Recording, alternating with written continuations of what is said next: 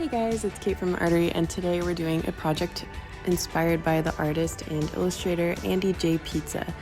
He's worked with a ton of really high-profile clients like the New York Times, Apple, and Nickelodeon, and he writes his own children's books as well. His book, called Invisible Things, focuses on abstract ideas and concepts, and the way that he illustrates them is so creative and unique, and I thought it would make a wonderful project for us to do where we can interpret these abstract words in our own way and make cute little characters for them. So I compiled a list of all these abstract words. A lot of them describe feelings or things that don't necessarily have a physical form. So feel free to pause the video and look through my word list. You can obviously come up with words of your own to choose.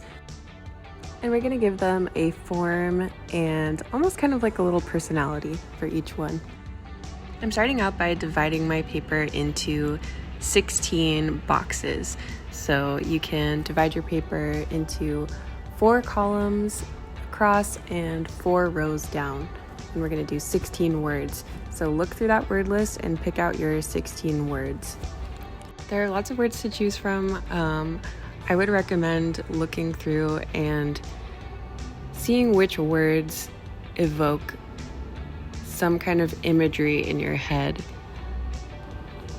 Like you might associate certain words with certain colors or shapes, so that's what we really want to focus on. Then on your paper, go through and label each box with a different word from your word list.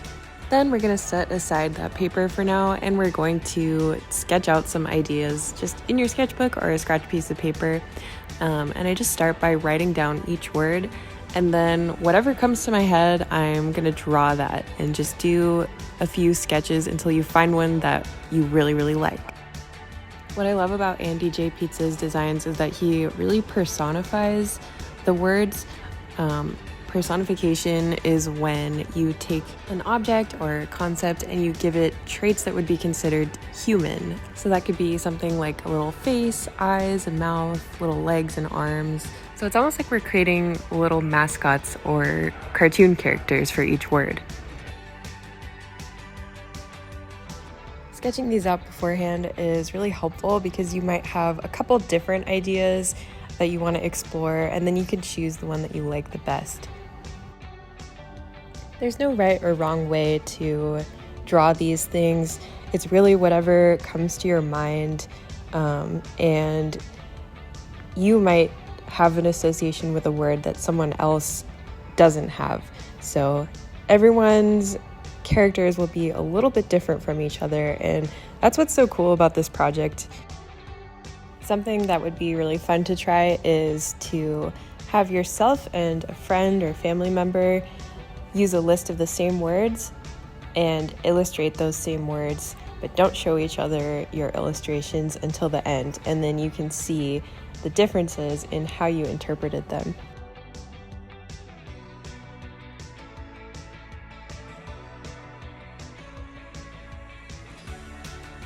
Once you decide which sketches you want to use, it's time to transfer those sketches to your paper.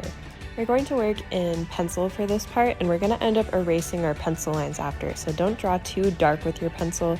Make sure to go very lightly so that you can fully erase your lines afterwards. We also want to make sure not to draw our characters too small in the box. Try to make it fill up as much of that box as possible. After you finish your pencil sketches, I would recommend going through with a Micron pen or a thin Sharpie and outlining some of the features of your characters. So I didn't want to do all of the lines because I wanted to have it be a nice combination of just watercolor without outlines and then some areas of sketch. So you can see that I've outlined eyes and legs and arms and some little details of my characters, but I didn't outline the entire thing. I also went over all of the words with the Micron pen just to make them stand out a little bit more. Then we're going to lightly erase all of our pencil lines.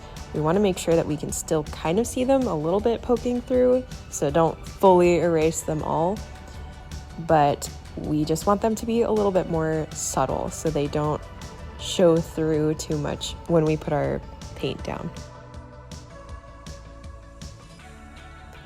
Now all that's left to do is paint our little characters. So grab your watercolors, a paintbrush, and some water, and think about the colors that come to your mind when you think of the word.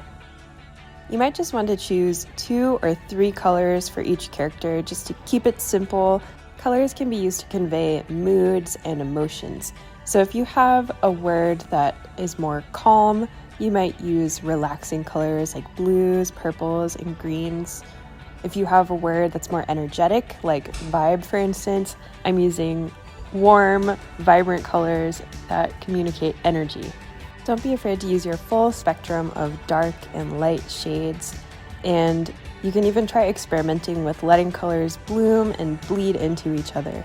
If you want a good separation between your colors, you might want to do one color first, let it dry, and then go back in later with your paintbrush and add in the second color. That will stop your colors from blending into each other. Thank you guys so much for watching. I hope you had fun coming up with all of your different characters. I think this is one of my favorite projects I've ever done, and I hope you guys like it too. Thanks so much, and see you next time.